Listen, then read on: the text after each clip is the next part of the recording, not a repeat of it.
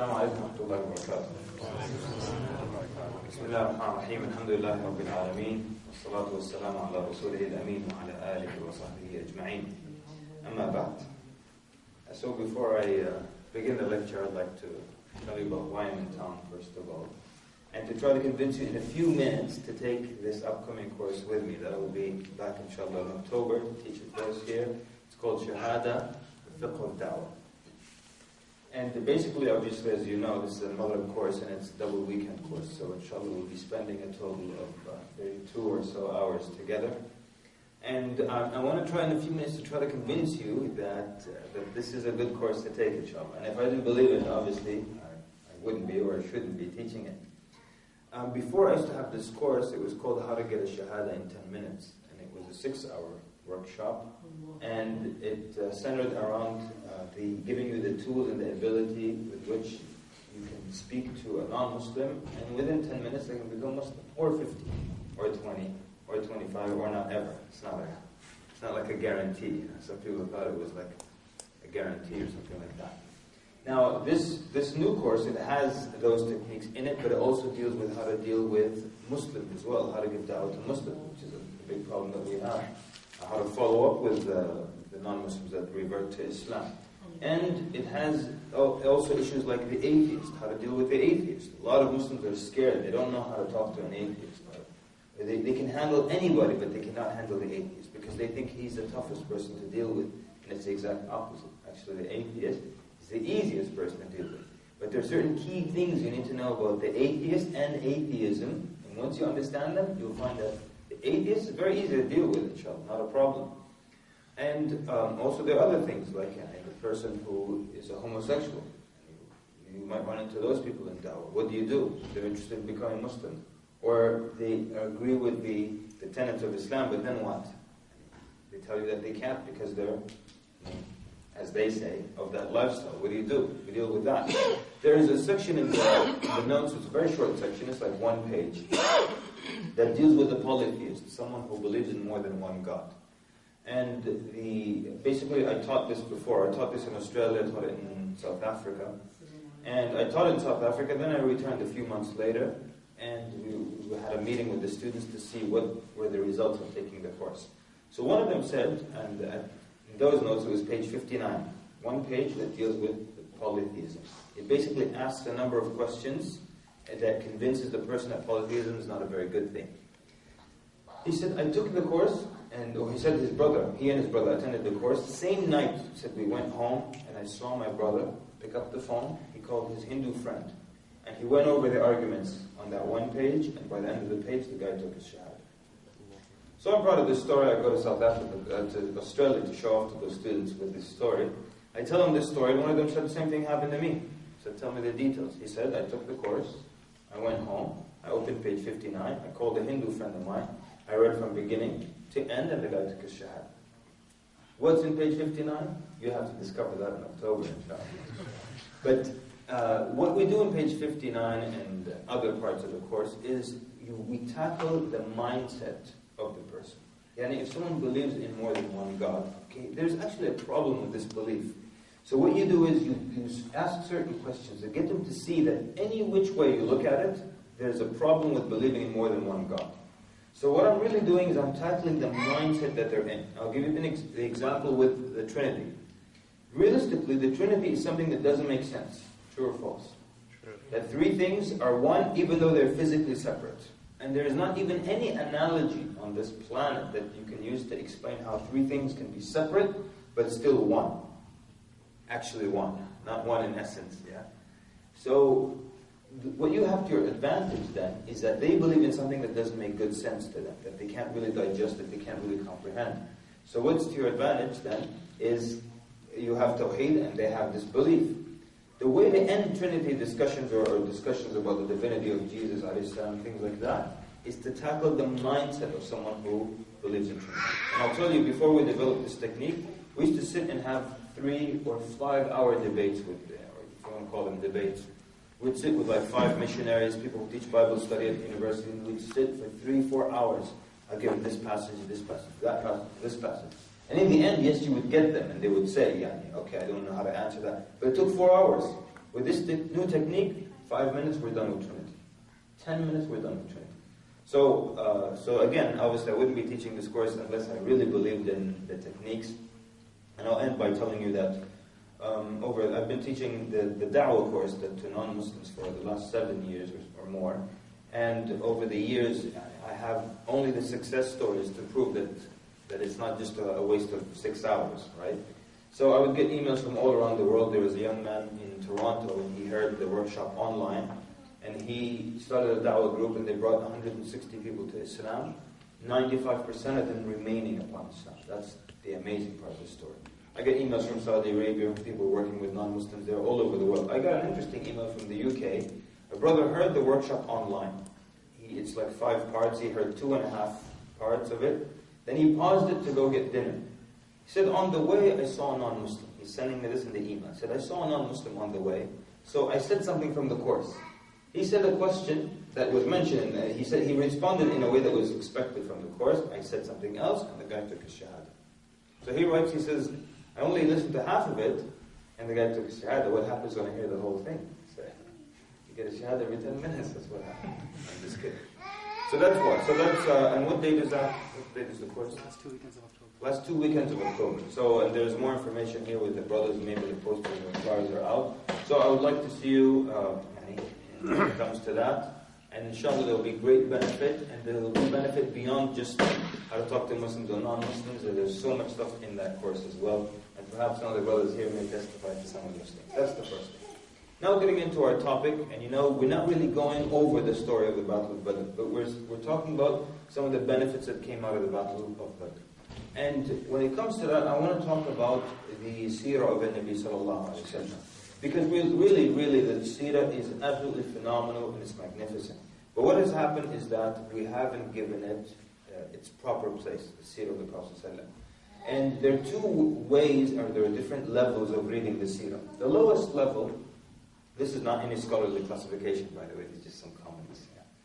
The lowest level is just to read the Seerah as you read the story, and you get enjoyment out of that. And no doubt all of us, when we read the Seerah, some parts you're sad, you cry, some parts you're happy, sometimes you feel anxiety, sometimes you're excited. And this is what you get on the basic level out of a story.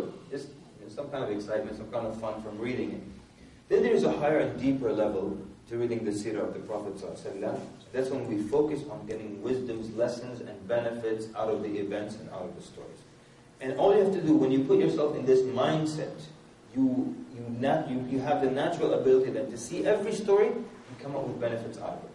Now, the Seerah is so deep that we can say one story and we can come out with, and everyone could come out with different benefits from that same one story. And this is unlike the biography of anyone else on earth. And most people, you can read their biography once, twice, then khalas, you're done, right? And how many times can you read the biography of Abraham Lincoln? How many times even Malcolm X, rahimahullah, how many times can you read his biography?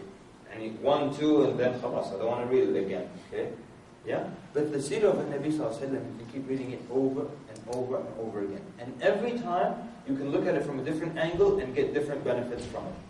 So perhaps some of you in the audience are teachers. So the teacher reads the Seerah of the Prophet ﷺ, and they see teaching techniques. Some du'at, you read the Seerah, same book, and you get da'wah techniques as whatever mode you're in at that time, whatever mindset that you're in, or basically whatever discipline that you came from. So those who do PR, they see PR benefits in it, marketing benefits in it, so on and so forth. So many. So it's so rich that 50 different people can read it, and each one of them can come with benefits from their angle, based on their discipline, or even their personality. There was actually one, and I wish I could have attended this lecture. There was someone who was a geologist, and he gave a lecture on geology using the Seerah of the Prophet. Now, I know you're waiting for me now to tell you how he did it. I have no clue how he did it. But he did it because he was looking at it from that mindset. He was looking at the narrations and the terrain that they described. And the flat land, the rocky area, the lava rocks. And he gave a lecture based on that. And so then we want to read the Seerah at another higher level, not just for the sake of enjoyment, the story goes like this, but also what's the benefit that comes out of it? What do I come away with? And just to give you simple examples, we all know that the Prophet ﷺ was a shepherd before he was commissioned or sent as a prophet. And he also said in a hadith, مَا مِن نَبِيٍّ إِلَّا وَقَدْ رَعَ الْغَنَمِ, that there has not been a prophet except that he has herded or been a shepherd of sheep. He herded sheep. Right. So then we discuss what are some of the benefits. Why is it that Allah Azza wa Jal made the prophets do this specific job before becoming a prophet? And now I'll ask you, what are some of these benefits? You tell me. Yes, sir? Patience. Now? Absolutely, patience. You learn patience. And the prophet needs patience. Any da'iyah needs patience. So you learn patience because you take the sheep out to herd in the morning to the pasture. Then you do what? You just sit. For the youth in the audience, no Game Boys, no PS3 or 2 or P. And you just sit. So you learn patience. Excellent. What else? What else? Yes, sir? The ability to cater your personality based on each individual sheep. Okay. So the ability to react based on each individual sheep. Okay. What else? Dealing with innocent creatures. Okay. Dealing with innocent creatures. Now. Responsibility. Because they give you an amount and you have to, now you're responsible. You have to watch over them, the sheep. The wolf doesn't steal any of them, things like that. What else? Yes, sir? Leadership. Now? Leadership, no doubt. Okay. Yes, sir? Respect. Respect from? Sheep. Okay.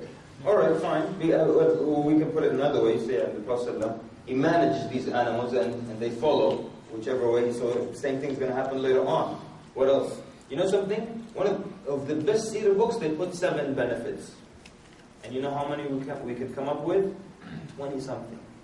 Because in that book, it's one person contemplating from one angle, maybe, or 2 or 3. But here, we're a group, and we come up with phenomenal things. Ooh, someone had their hand up in the back? Yes. Yeah. Considering the fact that there's a lot of time that they can look around and reflect on how the sustenance comes to the sheep and the sun and the moon and the creation and things like that. So it's more of a peacetime to reflect on the creation of Allah. Excellent. Very good point. Yeah. You can reflect on the creation of Allah subhanahu wa ta'ala. And this is a job that allows you to do that. And being close to nature reminds you of Allah subhanahu wa ta'ala. True or false? And all of us now, when we leave the city, we go out to the mountains and we see beautiful things. We say, SubhanAllah, and Allah created all of this. You remember, your nature reminds you of Allah. Now, traffic. And nobody sits in traffic and sees all the taillights in front of them. Allah, SubhanAllah. And you just want to, Allah give him a sabr. Especially in this area, right? So, fantastic. What else do we have? Yes, sir. تفضل شيخ. تفضل. لكن فيها جمال. نعم صحيح. The Sheikh is quoting a verse from Surah Al-Nahl where Allah subhanahu wa ta'ala mentions that there's beauty for you in the herds or the livestock as well. Yani, it's phenomenal that Allah Azza wa Jal made it a source of income, but also beauty in looking at it itself. It's a sort of, when as you come and as you go, you see this is your herd, this is your wealth moving, and their health and their strength. So another thing, excellent. Being observant and paying attention to detail. Absolutely. Yeah, everyone agree? It makes you observant and pay attention to detail, taking care of these sheep. Because you have, those of you who know something about sheep, there's a flock of sheep somewhere here, so on the road. Yeah. So you pay attention. Is this one limping? Does this one have a growth here or there? Is this one straying away? And you're paying attention to them, very much so. And you're also paying attention to the fact that the wolf may come and take from them, right? What else? I've got some more, but I'm waiting for you to say that. A lot of things. تفضل يا سيد. It's time for thinking, like, and the thought process. Okay. Think about it. Excellent. So beyond just the nature reminding you of Allah Azza wa Jalla, it also allows you to contemplate. It's a calm, you're out there, it's calm, and you get to thinking and clear your head. Yes, sir? You have to put the needs of others or the community before your needs. Okay, great. Yeah, you learn to put the needs of others before you. So what does it have to do with the shepherd? The shepherd sits there and he understands their needs to eat, to graze, yeah? And he would probably, the shepherd might rather be, sitting at home with family, chit-chatting, with people, civilization. But he's here and he's learning that aspect as well. What else? Anything else? Look at it from every angle you want to. Yes, sir? Like protective instincts to protect your herd. Absolutely. So you learn the protective instincts, and you also learn to accept that there could be loss, true or false. Very true.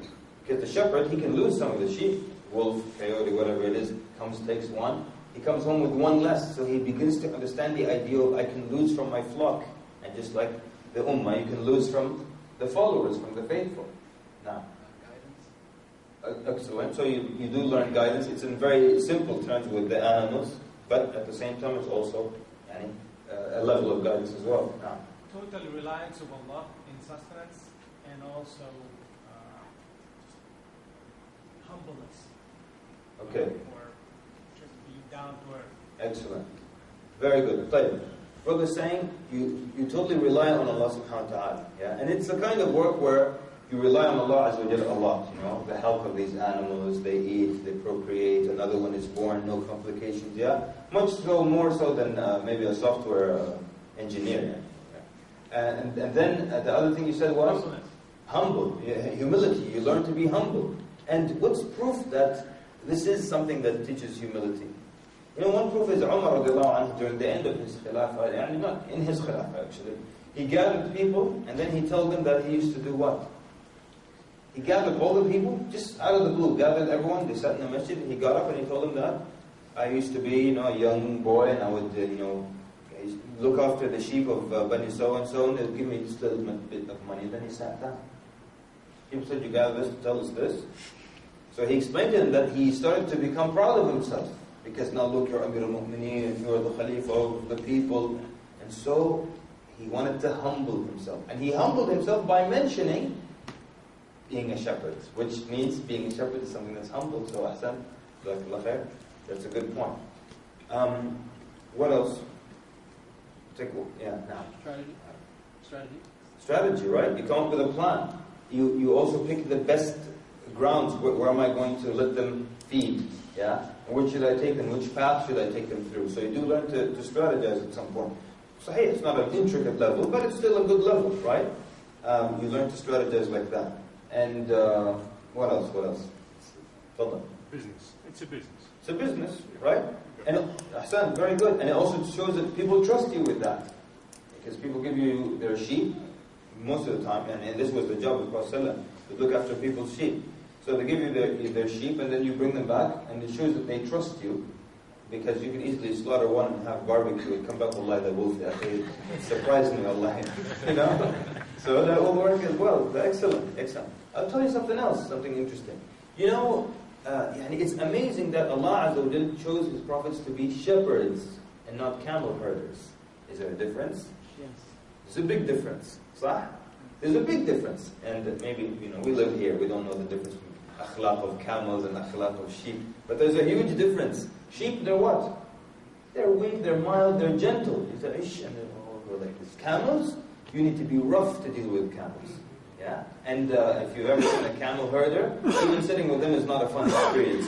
Because to move this animal, they yell, and they hit and they beat, and so it makes them become rough.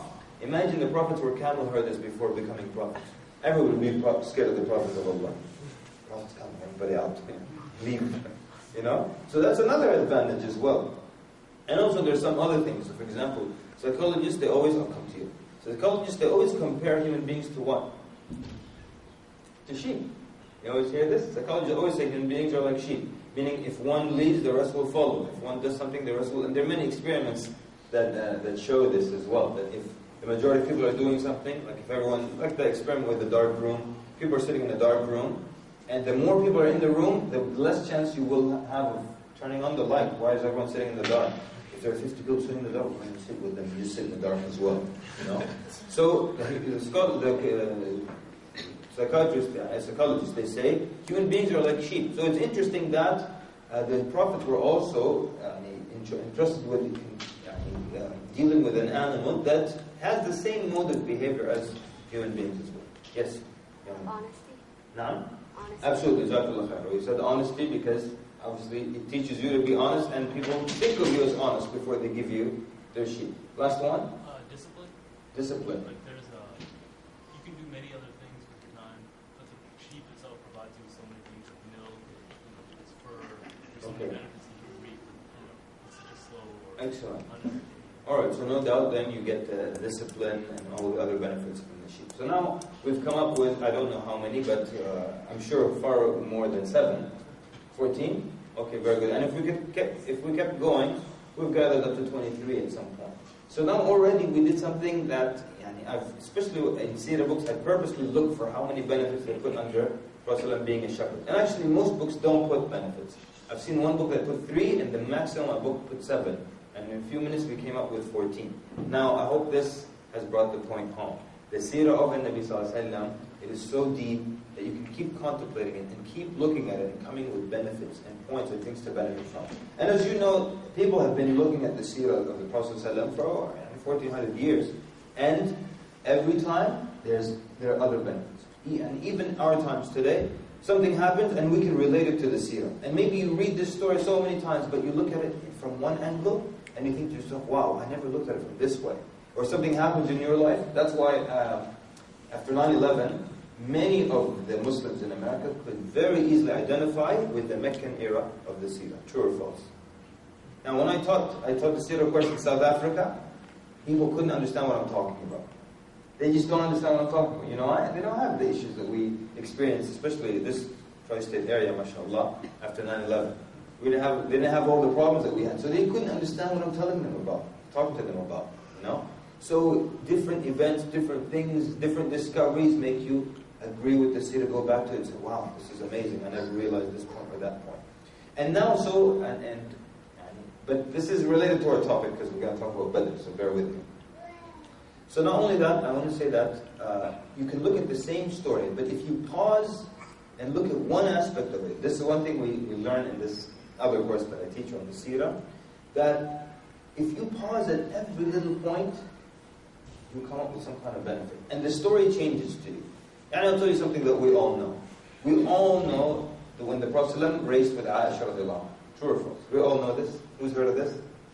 Almost every one of us, we know. Prophet ﷺ raced with Aisha radiallahu anha. Let the army advance. This is one of the expeditions they're coming back. And so he raced with her. And then years later they raced again and she had become heavier and he outran her. Right? Now this story we know it. Now you add one more point and the story becomes a lot more beautiful.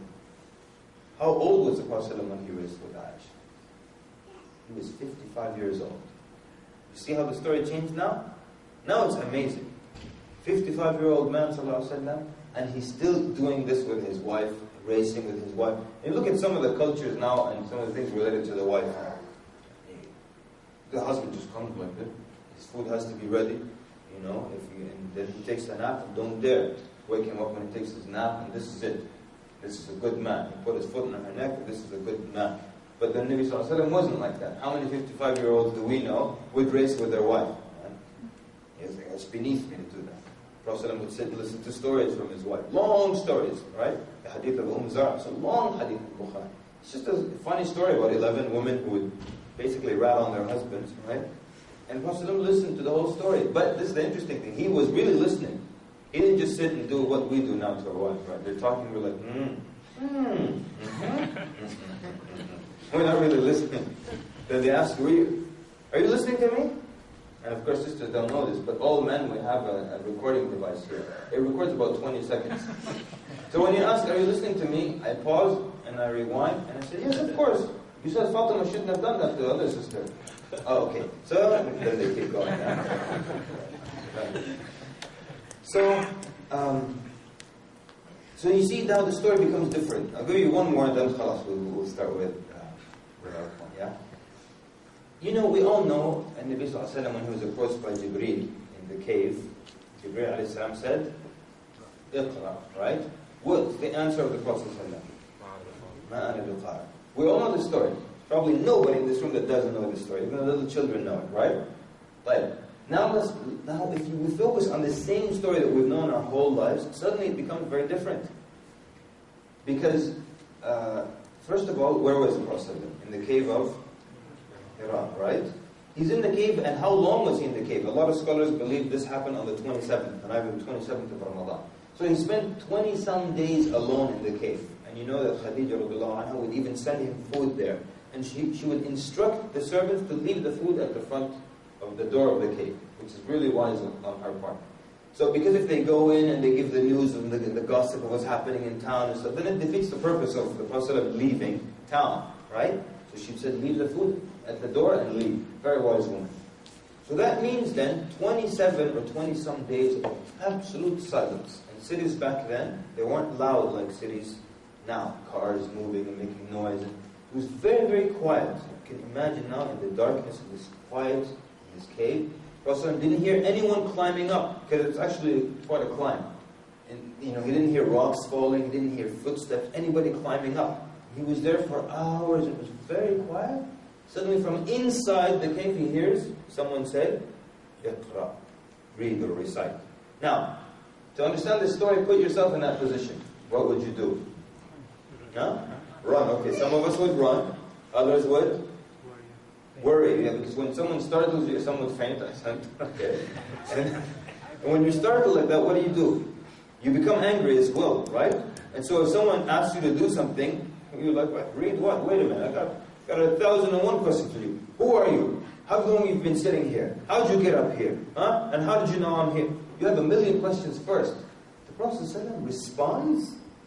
He's startled and he responds. He says, read. And can you imagine the excellent manners of the Nabi Sallallahu Alaihi Wasallam? He's sitting there for hours upon hours, and suddenly someone from inside the cave, he didn't hear anyone walking up, says, read. And he immediately says, what should I read? And he's startled. What manners? Yeah? The good manners show first from the Prophet Sallallahu Alaihi Wasallam. And we'd be like, who are you? And you want to defend yourself, and you want to grab the guy and get information out of him, and all kinds of things. But Nabi Sallallahu Alaihi Wasallam, his good manners prevailed so much that first thing he answered the question. And notice, second time, recite or read. And the Nabi Sallallahu Alaihi Wasallam says, I'm on the earth, or what should I read? Whichever way you look at it, right? And even until the end, no questions from the side of the Prophet. You want to get a feel of how well-mannered he was? Take it from this story. Until the end, he's like, before you leave, by the way, who are you? How'd you get up here? All right? And what do you want? None of that. Fantastic. So, I don't know. Did that prove the point of how you look at a story? Again, in one detail, if you analyze it more, it makes it so much more beautiful. And there are many, many, many things like that. So with that, I encourage everyone to, if you have the Seerah book that you read a few pages every night before you go to sleep, look at it now from a different angle. Not just the storytelling aspect, but every little thing. And then you learn to ask why did the Prophet do this and not that? Why did he do this and not the other? I know this is, but bear with me, this is too exciting for me. Yeah. So one more time. And Nabi Sallallahu Alaihi Wasallam, he went to Al-Ta'if, true, to give him da'wah, right? Al-Ta'if is how far away from Medina? It's about 60 kilometers. Okay, convert that to miles. I spent too long in Canada. It's about 60 kilometers from Medina to Al-Ta'if. Now, the Prophet, did he have? Could he have gotten a riding animal, a horse, a camel, things like that? Absolutely. But he walked. Right. So when you read this story, who did he take with him? Zayd ibn Harith. Right? Okay. Wait a minute. You could have taken a delegation. Abu Bakr and Umar and Hamza and Uthman and Ali and Bilal and. You could have taken a powerful delegation so they wouldn't pelt him with stones and rocks on the troop, but he took only Zayd ibn Haritha and he walked. So now we all know the story and we read this part, but learn to pause and say, wait a minute, why did he walk? He could have taken a riding animal. And why did he just take Usama or Zayd ibn Haritha? He could have taken a group of people. So now what happens? Then the same story that we've known for years, suddenly you see the brilliance of it, Nabi Sallallahu Alaihi Wasallam. As you know, excuse me, the problem with going to Al-Ta'if was that who had passed away? Abu Talib. And now the Prophet ﷺ doesn't have protection. He said it is known that even the riffraffs would come now and attack the Prophet because he had no one to protect him. So now he needed to get protection from somewhere else. And within Mecca, he found it not possible, so now he's going to another city. Just the fact that he chose a Taif was phenomenal in and of itself. Okay, because it was in a way rivaling the Quraysh. Because who knows which statue they had? They had Hubal. They had Hubal, which was a big and known god there for the Arabs. And here they had Lat and Uzza, but they had Hubal. They had potential to compete with Mecca. So now the Quraysh will be very upset if they find out that the Nabi Sallallahu Alaihi Wasallam is going to try to get Taif on his way. Another important point. Again, you see how brilliant the Nabi Sallallahu Alaihi Wasallam was.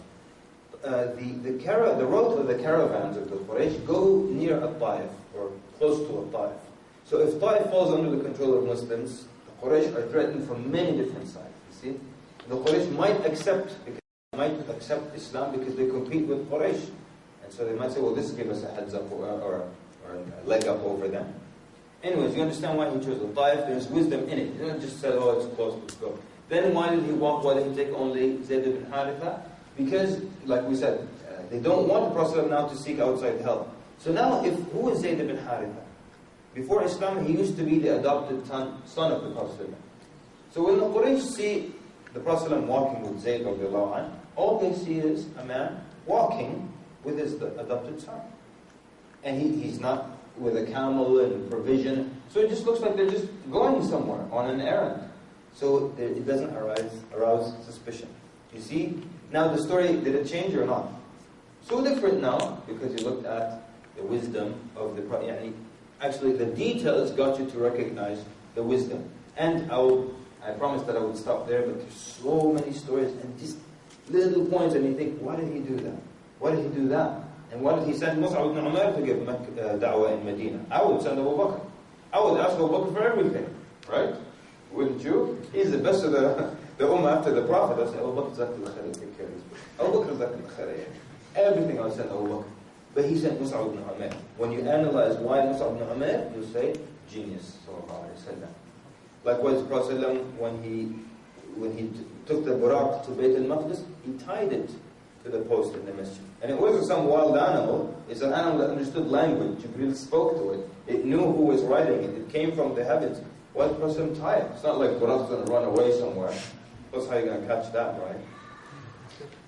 Anyways, so with that, then let's look at some of the issues concerning the Battle of Badr, inshallah. And with the Battle of Badr, we're not going to go over the battle in details of this happened and that happened. Yeah. But we'll try just to focus on some of the lessons that come out of it, and perhaps then we'll open the floor up and you can chime in with your observations as well and what you have realized. So we know that the Battle of Badr, initially, it came as a result of another Ghazwa Seerah, which was an expedition in which the Prophet ﷺ attempted to intercept the caravan of the Quraysh. So the caravan of the Quraysh, they had these two caravans that would go to Yemen and to Sham, or the area of Syria, back and forth, winter and summer. So this was part of the trade and the livelihood of the Meccans. So the caravan now was going on its way out from Mecca. The Prophet tried to intercept it. He took a number of men with him, and they tried to cross back with the caravan and intercept it and take the wealth from it. Why? And what's the reason? How would that be justified? It's justified because the Quraysh, as you know, they took everything from the Muslims. They took their homes, and some of them never got their homes back. Some of them actually left with just the shirt on their back. They never got anything. And they were totally robbed and they were not compensated. Some of them gave up their gold, their life savings, if you want to say. They gave it up for the sake of their freedom and so on and so forth. But this is a time, and there was hostility between the two, so it was fair game, as you would say. So now, Nabi Sallallahu Alaihi Wasallam was going to intercept his caravan on its way. And Ghazwat Ashura is not popular because they missed it. They didn't catch the caravan on the way there. So now on the way back, they said, let's try again.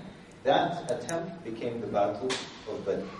So on the way back, Abu Sufyan himself, he was aware, because they tried to get him on the way. So on the way back, he's also aware that Muslims are going to try to capture the caravan again. It has the wealth of the Quraysh in it. And Nabi Sallallahu Alaihi Wasallam had sent two people to scout to try to see when the caravan comes. So Abu Sufyan started to ask questions. So he asked someone, did you see anyone kind of like scouting, lurking around, anyone out of place or anything suspicious? And a man tells him, yes, there were two people who were camped over there. They drank from a container and they left. So Abu Sufyan goes there and he examines where they camped or where they're settled, and he finds the camel dung, and he takes it, dry dung, he breaks it in his hand, and he finds date seeds, the date pits in the dung. So he knew that these camels, or these two people, were from Medina. How he knew it is that Medina, as you know, is a place of dates. And they had so many dates that they were the only ones who could afford to feed dates to their camels. Whatever the bad dates, the ones the birds ate, the leftovers, they would give it to their camels. So their camels, the fodder, or the camel dung, had in it the date pits. So that's how he knew that these people were from Medina. Not necessarily that he recognized the species of dates and said this is a Medina date, as sometimes you find that in some books. Wallahu a'lam. In any case, so now the Prophet ﷺ wants to intercept this caravan. And that's how it starts out. It doesn't start out as a battle. That's why the Prophet ﷺ didn't call everyone out to jihad. He didn't call everyone out to jihad. And he didn't say everyone has to go out. That's why there were many people who didn't attend Badr. How many people were in the Battle of Badr? Yeah, the narrations go from as low as 300 to up to 317. People generally accept the 313, 314 mark. So not obviously there were many more people than that in Medina. That's one reason Uthman didn't go. It wasn't a battle. It was just an attempt to intercept the caravan. And the caravan was guarded by 60 men, or 60-some men. And there are 313 in this army. It should be easy. It shouldn't be a problem. They were only equipped to deal with 60 men. They took enough weapons to deal with just 60 men, right? And so Uthman radiallahu anhu, he was married to Ruqayya, the daughter of the Prophet ﷺ, and she was ill. And so the Prophet ﷺ told him that stay with her, to nurse her. Yeah, that's why Uthman radiallahu anhu wasn't in the Battle of Badr. So Abu Sufyan now realized that the Muslims now have sent scouts. That means they're going to try to capture us one more time. So he did a number of things. One, he sent a message to the Quraysh to really alarm them and alert them of the seriousness and the gravity of the situation. So he sends a man by the name of Damdam, and this guy comes in and does some drastic and dramatic things to get everyone excited and everything. And so people start to scramble up an army. But Abu Sufyan changed the route, and he was able to avert or to avoid meeting or running into the Muslims. The Muslims now, the 313, hear that the Quraysh now are sending an army to meet us. It has over 1,000 people, and they have 313. And they've got camels and horse riders, and the Nabi Sallallahu Alaihi Wasallam didn't have that many. Badr was 100 miles away from Medina. And they had each 3 men, so this is 300, let's say 300 men, each 3 would share 1 camel, and it's 100 miles away. And the Prophet ﷺ shared his camel with Ali radiallahu anhu and Abu Lubaba. And then Abu Lubaba radiallahu anhu goes back to become the Amir of Medina. That's why you'll find in some books that Mirthad, or Mirthad ibn Abi Mirthad, was the other one who shared the camel with the Prophet ﷺ. So, Ali and Mirthad ibn Abi Mirthad and Nabi Sallallahu Alaihi Wasallam sharing 1 camel, and Badr is 100 miles away. So how much did the Prophet ﷺ walk? Not 30 something, 66 miles at least. That's how much the Prophet ﷺ walked on his 2 feet, sallallahu alaihi wasallam. Now, would you let the Prophet ﷺ walk while you're on the camel for 1/3 of the journey? Would you? No. You'd be very uncomfortable. I'm riding the Prophet ﷺ, Prophet of Allah is walking. You would refuse, right? And of course, Ali refused in the beginning. And Abu Lubaba refused. The Prophet ﷺ argued with him. He said, you're not stronger than me so that you would walk and I ride. And I'm strong. That's 1. 2, I am not, this is amazing, coming from the Prophet of Allah ﷺ. He says, I'm not in any less need of reward than you. Imagine, the Prophet ﷺ, he says, it's not like I don't need reward and you need the reward. So you walk and get reward and I ride. So of course, he refused, ﷺ, as you would expect from him. So he actually then walked for 66 or 2/3 of the journey, 66 miles or more or less, and he rode only for 1/3 of the journey. This was the Prophet ﷺ. So when they arrived there, the Muslims, they now knowing that there's an army coming to meet them, they were more interested in meeting the caravan, not the army. And that's why Allah says, وَتَوَدُّونَ لَوْ أَنَّ غَيْرَ ذَاتِ الشَّوْكِ تَكُونُ لَكُمْ. You wish that the one, meaning of the 2 groups, of less power, without power. The powerful one is the army. The other, the 60 men guarding the caravan. Most people wanted to meet the caravan.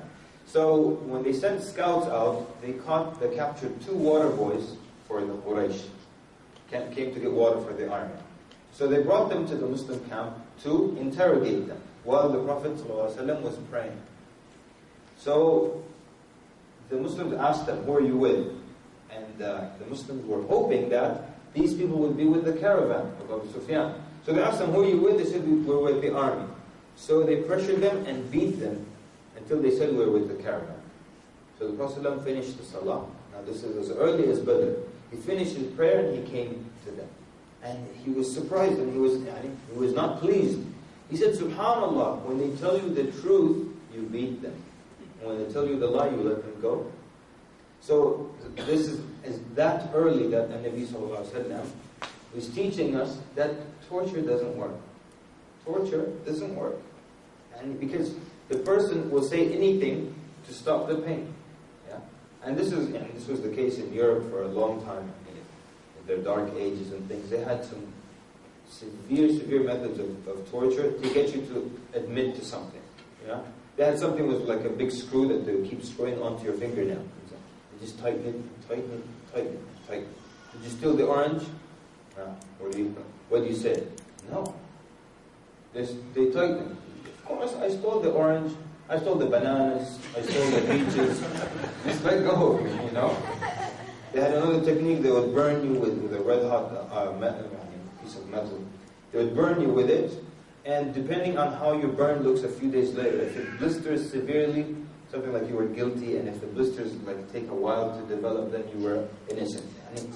Or they had another technique that if they tied you in an awkward way, and they put a weight on you, and they throw you in the river, and if you float, you're guilty, and if you drown, miskin Allah, he was innocent. Now, what kind of a system is this? Yeah? You know, both ways you lost. Yeah.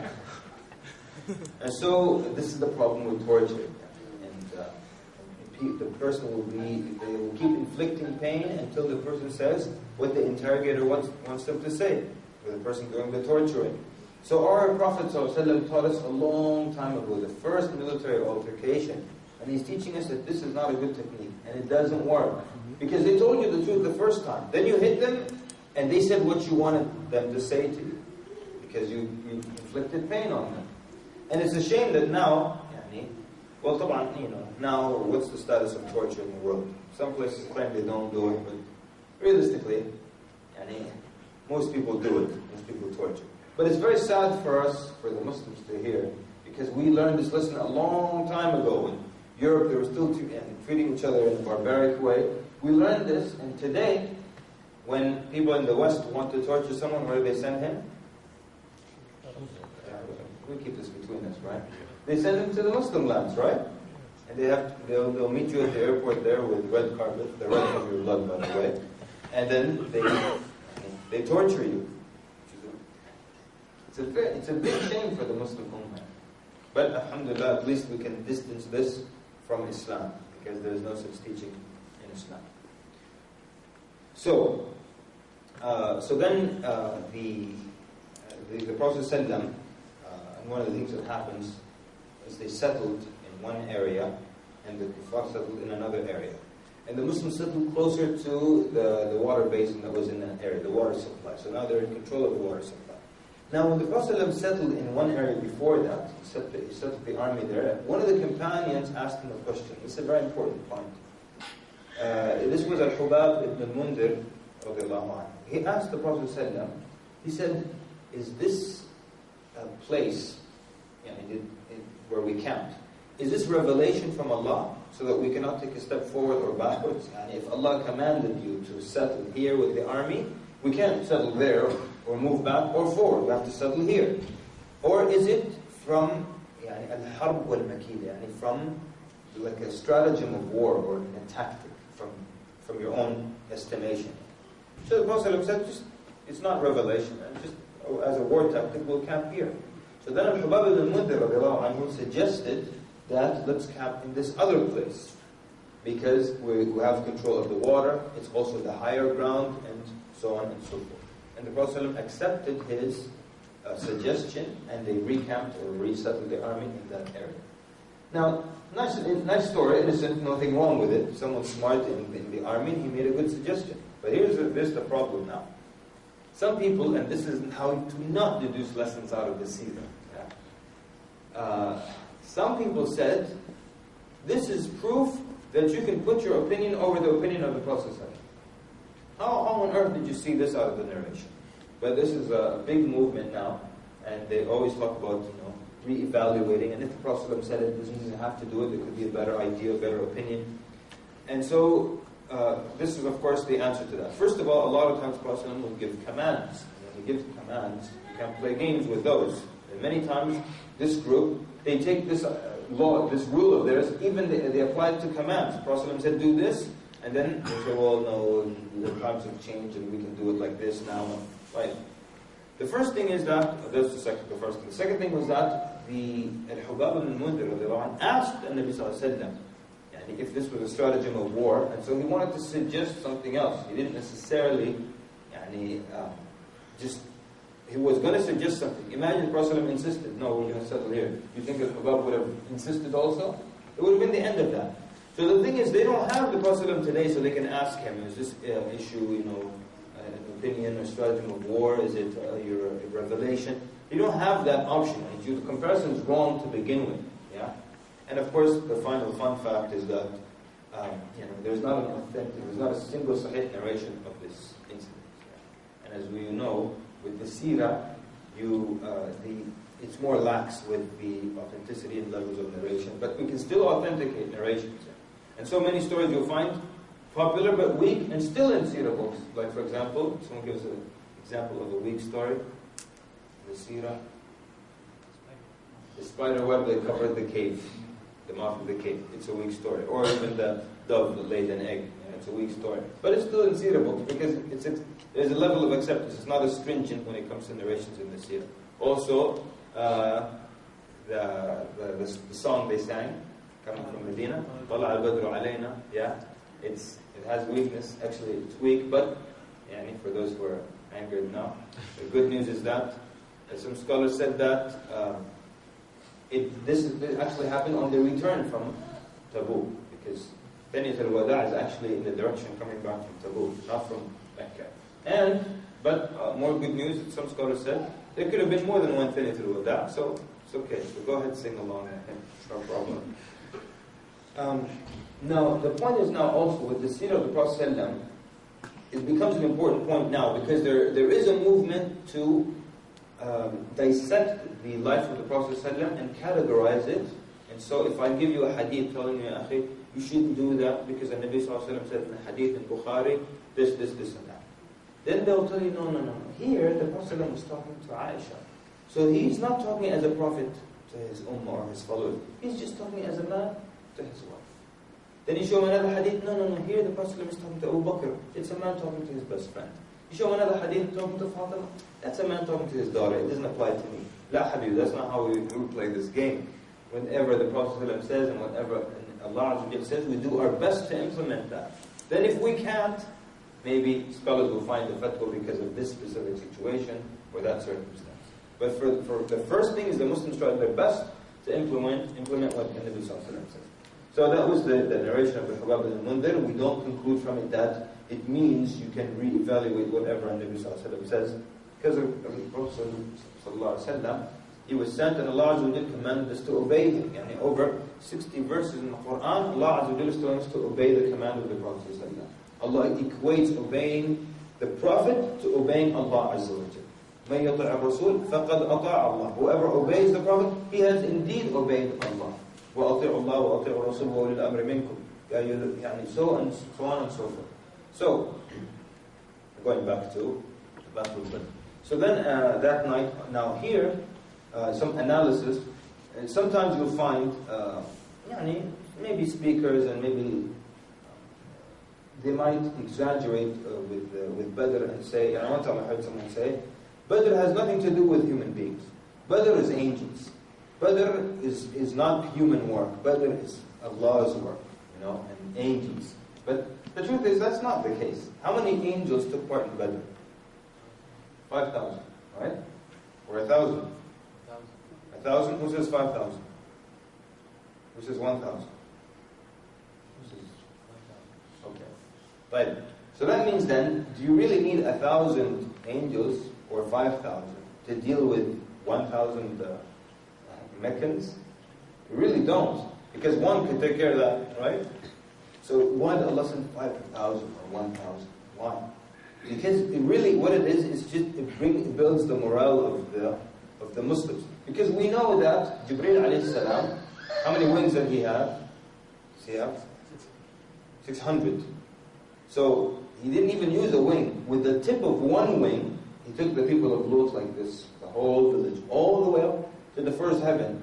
So the angels there heard the barking of the dogs and the crowing of the roosters, and flipped it and brought it upside down. With the tip of one wing of his 600 wings. So, did we need 5,000 angels to help defeat 1,000, or 1,000 angels to defeat 1,000? Not really. So it was there to raise morale. Imagine now, there's, let's just hypothetically say there's something happening across the street. Some people drinking and smoking, and maybe even smoking something illegal, and they tell you, go and, forbid what's evil, brother. We chose you. Go and tell them to stop doing what they're doing. Now you know there's going to be some bodily harm, right? But imagine Allah reveals to you that go to them and there will be 40 angels with you. There are only 30 guys. There are 40 angels with you. How will you cross that street? Like this. You're just going to cross. You're not even going to look both ways across the street. You're just going to be like, walk up to those guys and say, this ends now. Understand? Now. Give me 5 seconds. It gives you that confidence, right? And that's what happens. It gave the Muslims confidence, immense confidence, that angels are going to fight with them. So you can't argue that, well, it has nothing to do with humans because the angels did all the work. No. Because out of the 1,000, okay, how many people died in Badr? How many people died from the Muslims? 14. And how many people died from the non-Muslims? Or the Meccans? 70 or 70 some, right? So, are you telling me all these thousands of angels and they could only get 70 people? That's not, they got a lot more than that. I mean, they could have gotten more than that. But they were only there for that kind of reinforcement, moral and morality. And that's why the angels, what kind of swords did they have in the Battle of Badr? Lightsabers. Swords of, lightsabers, swords of fire, right? And so, the narration, one of the companions narrates that after the Battle of Badr, we looked at all the people that had burn marks on them, and there were a few out of the 70. And some were captured by the angels and so on and so forth. But the idea is that, Badr, a lot of it, there was human work involved, but there was also assistance from Allah subhanahu wa ta'ala. Much of that happened. First of all, before the battle itself, just the places that they camped and the rain that fell. And so rain fell on both camps. But on one side, it was a light rain, which was good because what it did was it made the ground kind of nice and firm. Sometimes you spray, and these things are hard to explain here in North America. But the ground gets wet and it becomes just good and firm enough. Horses can walk on it nicely. You don't sink into it. On the other side, everything became muddy, absolutely muddy. On this side, Allah subhanahu wa ta'ala caused the companions or the soldiers to fall into like a slumber the night before. And usually when you're stressed out and you're worried, you don't really fall asleep. Well, some people are different. People faint and stuff. But here, you're stressed about a battle, but people can barely stay up. Wet sword would drop, pick it up again. Sword would drop, pick it up again. Very comforting on this side, chaotic on the other side. And in the morning, other divine assistance, Allah Azza wa Jal caused the Quraysh, whenever they looked at the Muslims, even though they were 3 times less or fewer, when they looked at the Muslims, they saw them more than their army. And on the other side, whenever the Muslims looked at the army of the Quraysh, what did they see? They estimated about 70 people or something like that. What does that do? It makes you feel like, it's no big deal, a piece of cake, right? So, and then beyond that, they were all under unified under the Prophet ﷺ. So the Prophet ﷺ said, "Qum, ya Ubaidah, and then he says, Qum Hamza, Qum ya Ali. So I asked for Ubaidah and Hamza and Ali radiallahu anhuma. And the interesting thing is the three of them are related to the Prophet or from the family of the Prophet sallallahu alaihi wasallam. Which shows you, he is a leader in the true sense that he is going to, and he's going to himself take part in the battle. And the second thing, when he puts people in such a position to meet the fierce three warriors, he picks relatives of his or people from his family. Versus, pick some stranger, we don't know who's that guy. Send him, send that guy, and send the other guy.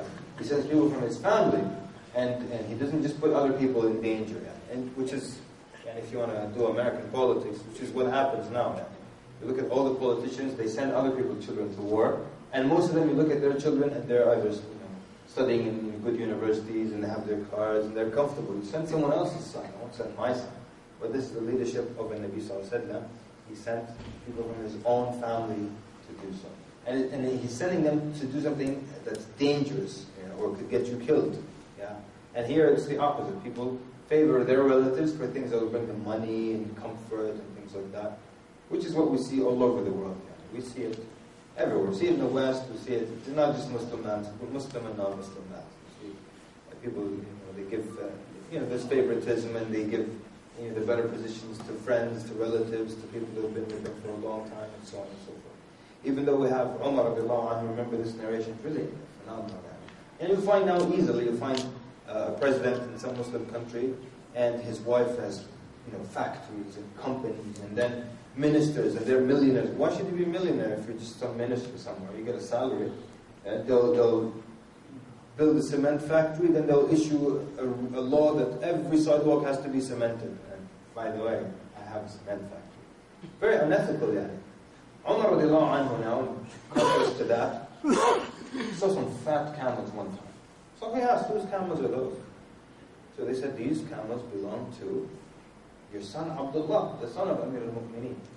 So he goes to his son Abdullah. So where'd you get these camels? He said, I bought me some money that I had, and I'm going to let them, grow in the pasture and so on, and then I'm going to sell them for profit. He says, you sell them, and you give all the profit. You take your capital back, and you give the profit to the treasury of the Muslims. Anything haram here? You see anything haram happening? Nothing. No, nothing haram happening here. Nothing prohibited. He bought from his own money. He didn't borrow the money from the treasury or take it from the Muslims. He bought it from his own money. They're going to feed until they grow, they become bigger and adults. They're just going to sell them and keep the profit. Makes sense. Allah says, no, you can't do it. You sell them, you keep your capital, and you get rid of the profit. You put it in the treasury of the Muslims. So the Amir al-Mu'mineen, I bought them for my own money. What's the problem? He says, yes, but the people are going to take extra care. They were in a place where all the camels would hurt. He said, the people will give extra care to your camels because of your father's position.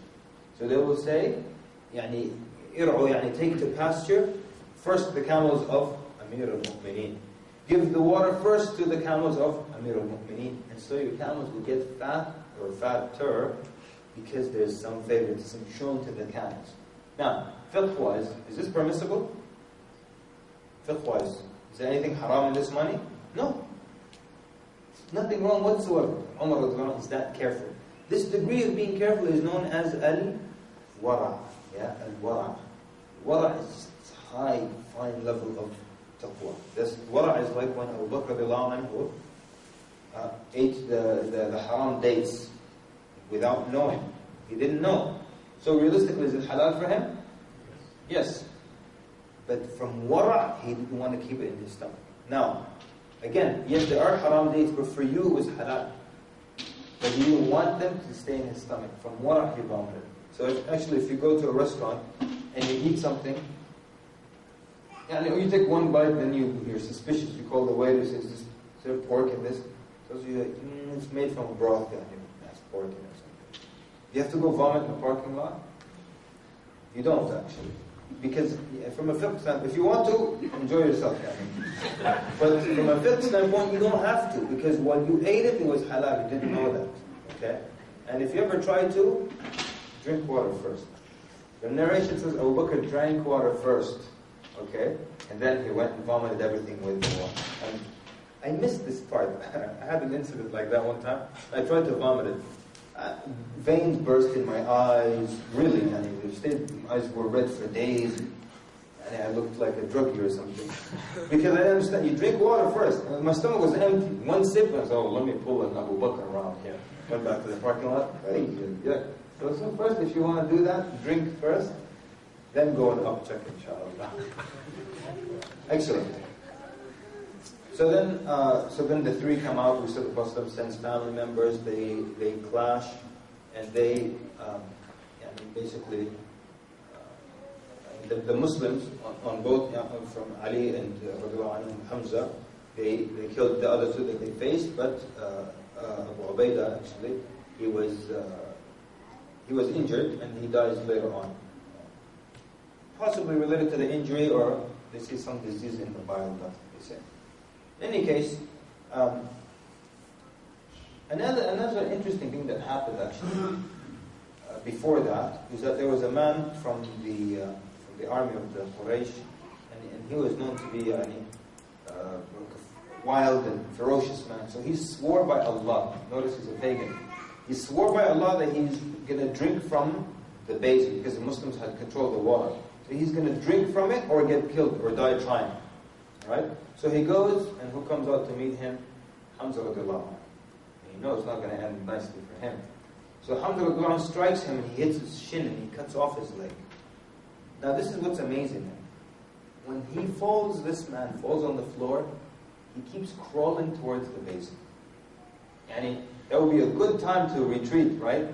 He cuts it like, wait a minute, I'm out of here. Just forget the water. You run or hop back.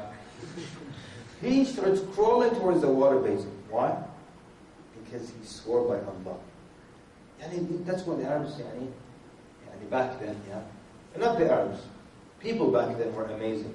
He swore by Allah, he made an oath by Allah that I'm going to drink or die trying. They cut off his leg, I'm going to keep trying. Unbelievable. He died in the end.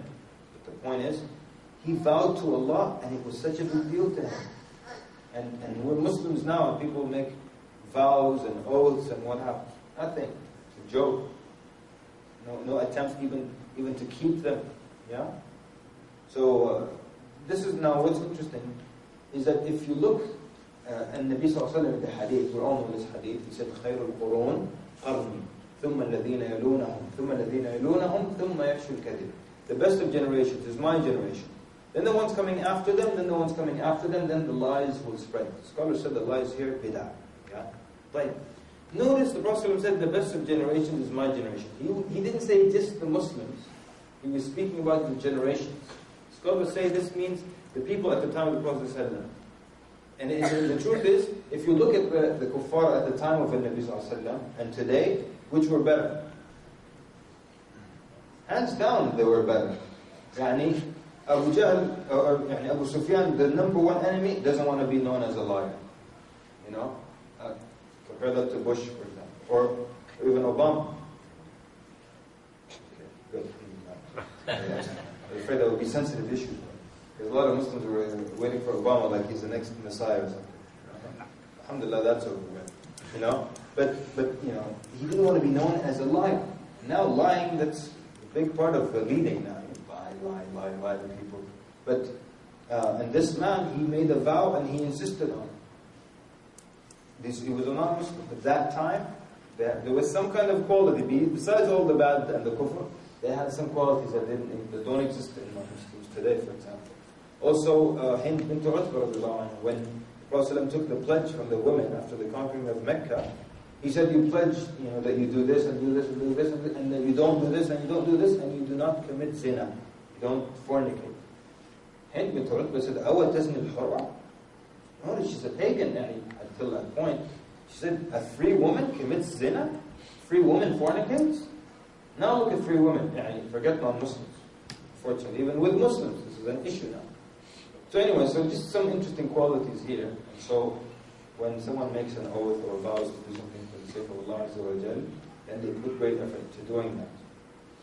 Generally, just when we're on the topic of benefits, making a vow, it's not something that's preferred or liked in Islam. And to say, oh Allah, if you help me with this, I'll slaughter a sheep and feed the poor. It's not a very liked thing in Islam. It's permissible, But it's not the preferred way of doing things. It has a tit-for-tat connotation. Also, Nabi Sallallahu Alaihi Wasallam said in one hadith that all it does, it makes the stingy person spend.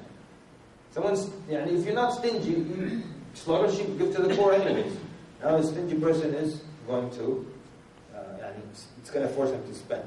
Anyways, but what if you swear you're going to do something and you can't do it, for example, or you change your mind? What do you have to do as expiation? In order, number one, is to feed the poor, okay, and fast, and free a slave, right? So actually free a slave, and then feed the poor, and then fast 3 days. And but of course now we don't have the first option. So you feed the poor or you fast. If you cannot do that financially, what have you, then you can fast for 3 days. That's why that story with Imam Abu Hanifa rahimahullah, he came into the majlis, the gathering of the Khalifa, and they were already discussing an issue. So he said, so what's going on? He said, well, the Khalifa vowed to do something, and now he can't do it, so he's going to free a neck. He's going to free a slave. And that's easy for him. He's got all the money in the treasury, and there's no punishment whatsoever for him, right? I couldn't do it, I swear by Allah, but here, set someone free in the money that's available. So all the scholars around the Khalifa were saying, yes, that's it, ruling's over. Abu Hanifa disagreed. It was very brave of him. He said, no, you have to fast for 3 days. So all the other people were working. First, at least if you're not going to do the neck, the second option is to feed the poor. Why did you move to the third? He says, because this is not your money. What courage to say something like that? It's not your money. This is the money, the treasure of the Muslims. You have access to it, but you can't use it to, let's say, to expiate a vow that you made personally, because you have to do it from your own money. And he said, all the money in your hand is not yours. So you have to fast 3 days. What courage. And the Khalifa says, yes, he has spoken the truth. And he fasted 3 days. All the other guys, they give him the fatwa. Sheikh Bender rules, I call it. Sheikh Bender rules, right? Alright. So I'm told that there are like 5 minutes, so how about we just we stop here then. Let's see if there's any other point that I want to mention. Okay, well, we stop here, and if there's like a minute or two, maybe a question or two, or a comment or two, maybe our Sheikh would like to comment. تفضل يا شيخ، إذا عندك تعليق ولا شيء. تفضل. نسمع منكم. الله يحفظك.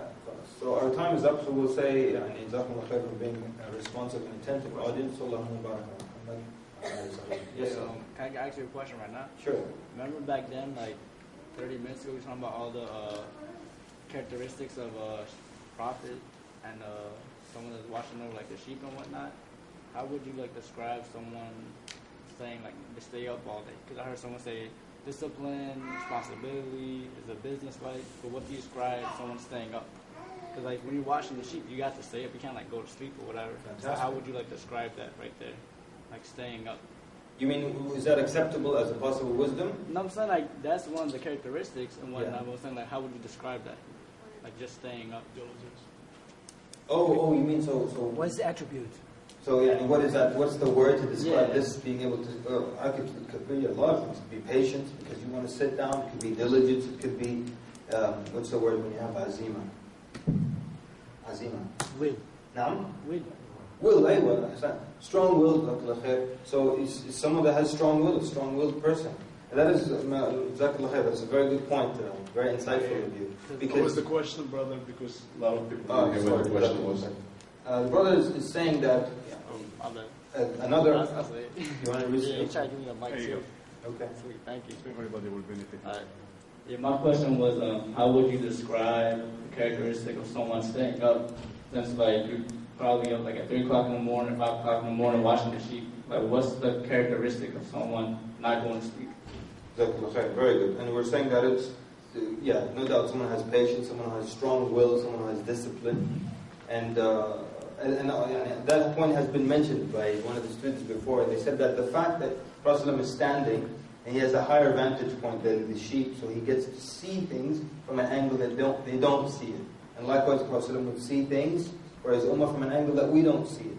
And also, if you look, it's amazing and interesting how some of the analogies the Prophet would use to explain things, he would use sheep and he would use herding. Anyone remember any? كلكم راع كلكم مسؤول عن رعيته. All of you are like a shepherd and you're going to be asked about what you're entrusted with. So he used that analogy. Also another time about the man who herds his sheep near the border of his like his neighbor's field, and his sheep might eat from his. So he even used that. So it's proof obviously that there's some benefit that came out of that. So very good point. And I think it is time to stop. So inshallah we'll stop here, and I'd like to again thank all of you for all your input as well. May Allah increase you in insight, and I hope inshallah very much so to see you when we come back. So you've been given the material for the and announcing the dates and so on of the course, and I strongly hope and suggest that you come. There'll be a lot of benefit, and even the experienced du'at especially, I want them to come, and inshallah we'll all benefit from one another. Barakallahu feekum. Sallallahu barak ala Muhammad wa ala alihi wa sahbihi ajma'in. Assalamu alaikum wa rahmatullahi wa barakatuh.